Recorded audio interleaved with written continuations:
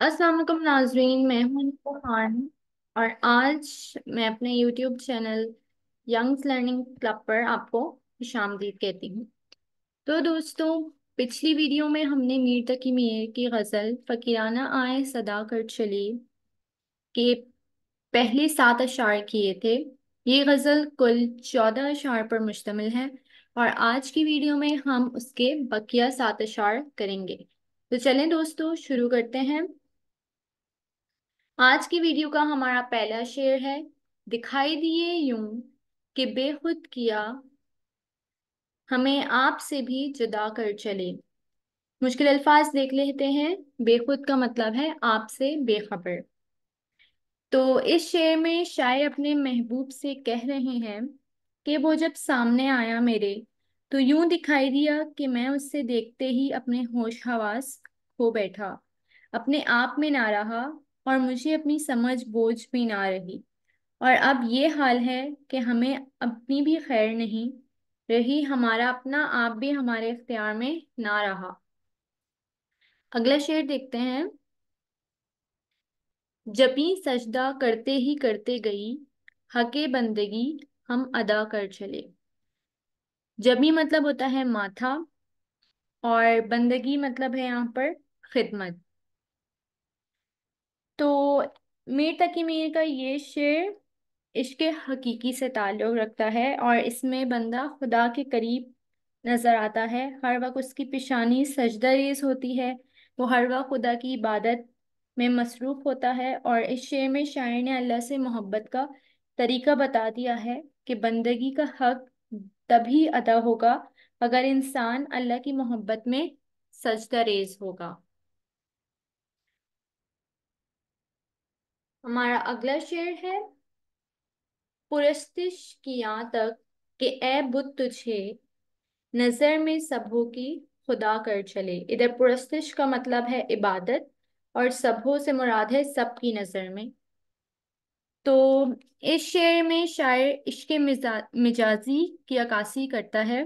शायर अपने महबूब से मुखातिब होकर कहते हैं कि ए महबूब, मैंने तुम्हें इतना चाहा जैसे लोग अपने चाहने वालों की पूजा करते हैं या उसकी इबादत करते हैं।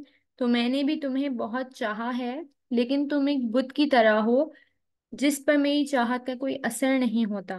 मैंने तुम्हें इतना चाहा कि दूसरों की नज़र में तुम्हें खुदा ही बना डाला। सब मुझे कहते हैं कि तुम महबूब को खुदा की तरह इबादत करते हो।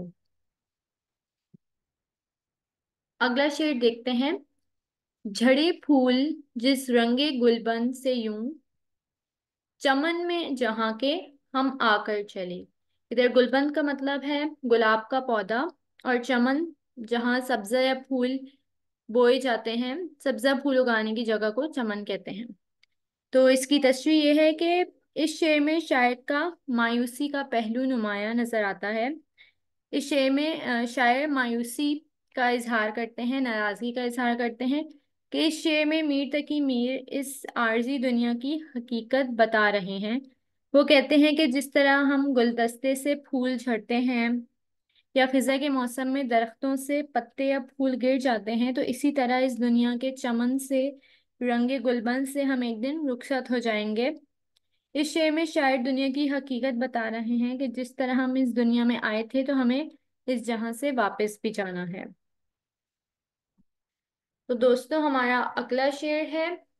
ना देखा गमे दोस्ता शुक्र है हमें दाग अपना दिखाकर चले। इधर दाग का मतलब होता है निशान। तो इस शेर में शायर कहते हैं कि शुक्र है कि हमें दोस्तों से कोई गम नहीं, कोई धोखा परेशानी नहीं मिली। हमसे हमने सबसे दोस्ती अच्छी रखी, लेकिन ए महबूब, तूने हमें ऐसे गम तकलीफें परेशानियां दी जिनके दाग हमेशा ताज़ा रहेंगे और हमें तुम्हारी याद दिलाते रहेंगे। हमारा अगला शेर है। गई उम्र दरबंदे फिक्रे गजल सो इस फन को ऐसा बढ़ाकर चले। फन का मतलब होता है हुनर, किसी चीज में माहिर होना। तो इस शेर में शायर कह रहे हैं कि मेरा मेरी अब उम्र गुजर गई है। दरबंद हो गया है, यानी दरवाजा बंद होने वाला है, फिर भी तुम्हें गजल लिखने की फिक्र है। मीर ने अपने कलाम की तारीफ की है कि हमने गजल कहने के फन को बहुत बड़ा कर दिया है।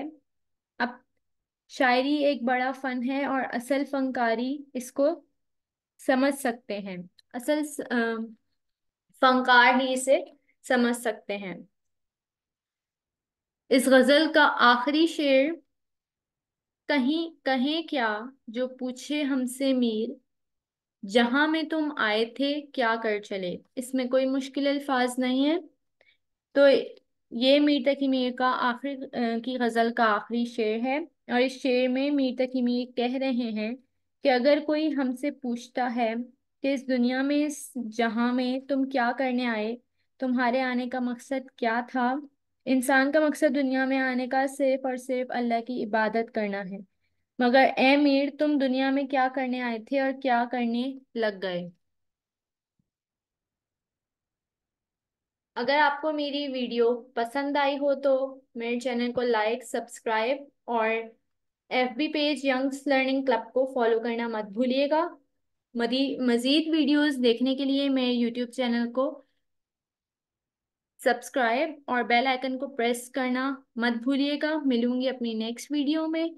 जब तक अपना बहुत ख्याल रखें। खुदा हाफिज।